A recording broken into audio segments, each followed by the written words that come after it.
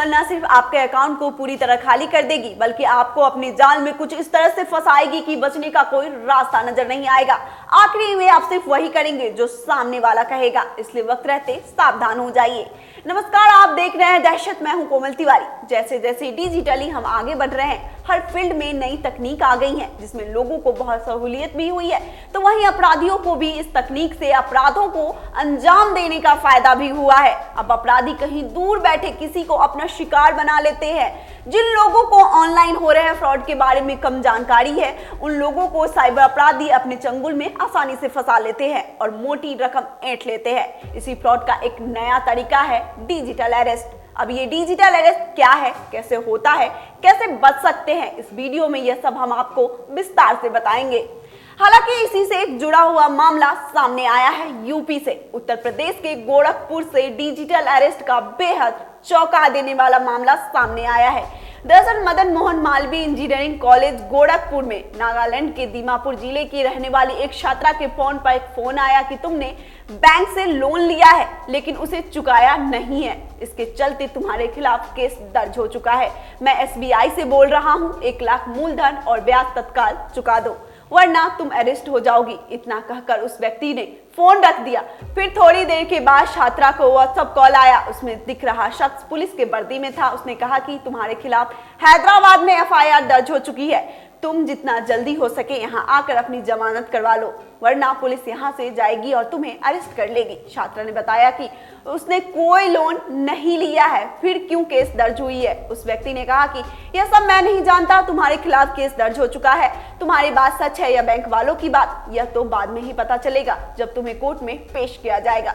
छात्रा यह सुनकर डर गई। उसने कहा इतनी जल्दी वहाँ आना मुश्किल है। तो पुलिस अधिकारी बनकर फोन करने वाले शख्स ने कहा कि तुम ऑनलाइन अपनी जमानत करवा लो लेकिन उसके लिए 38,000 लगेंगे, तत्काल उसको ट्रांसफर करो। छात्रा ने उसके बताए अनुसार पैसे ट्रांसफर कर दिए, लेकिन उसके बाद उस शख्स ने कहा कि तुम्हारे चेस्ट पर टैटू है, उसे दिखाओ, क्योंकि बिना उसे देख तुम्हारी पहचान नहीं हो पाएगी और जमानत भी नहीं मिलेगी। ऐसे में पुलिस तुम्हारे खिलाफ कार्रवाई करेगी।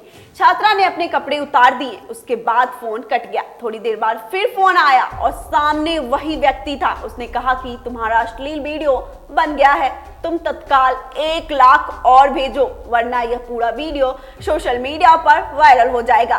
तुम कहीं मुंह दिखाने लायक नहीं रहोगी। अपने घर वालों को क्या जवाब दोगी। छात्रा ने पैसे देने में असमर्थता बताई तो सामने वाले शख्स ने धमकी दी कि तुम अंजाम भुगतने के लिए तैयार रहो।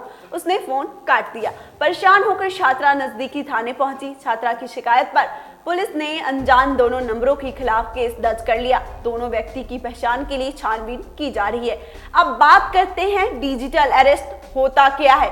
तो बता दें, कानूनी तौर पर डिजिटल अरेस्ट नाम का कोई शब्द ही नहीं होता। यह एक फ्रॉड करने का तरीका है जो साइबर ठग अपनाते हैं। इसका सीधा मतलब होता है ब्लैकमेलिंग।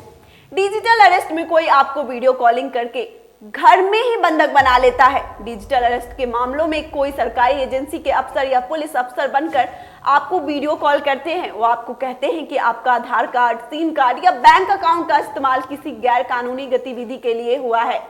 साइबर ठग गिरफ्तारी का डर दिखाकर आपको घर में ही कैद कर देते हैं और वीडियो कॉल में अपने बैकग्राउंड को किसी पुलिस स्टेशन की तरह बना लेते हैं, जिसे देखकर पीड़ित डर जाता है और वो उनकी बातों में आ जाता है।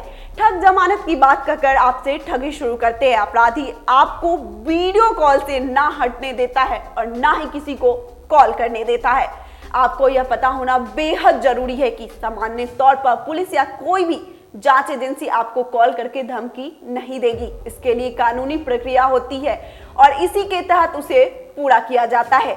तो अगर आपको कोई डराने या धमकाने का ऐसा कॉल आता है तो तुरंत आपको उसकी सूचना पुलिस को दे।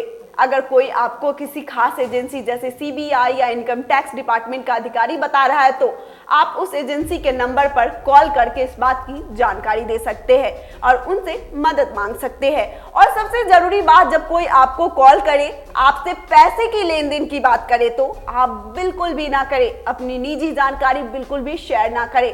अगर इसके बावजूद आपके साथ साइबर फ्रॉड हो जाता है तो आप 1930 नेशनल साइबर क्राइम हेल्पलाइन पर कॉल करके तुरंत इस बात की शिकायत दर्ज करवा सकते हैं। इस खबर में फिलहाल इतना ही। ऐसी तमाम जानकारियों के लिए देखते रहिए दहशत।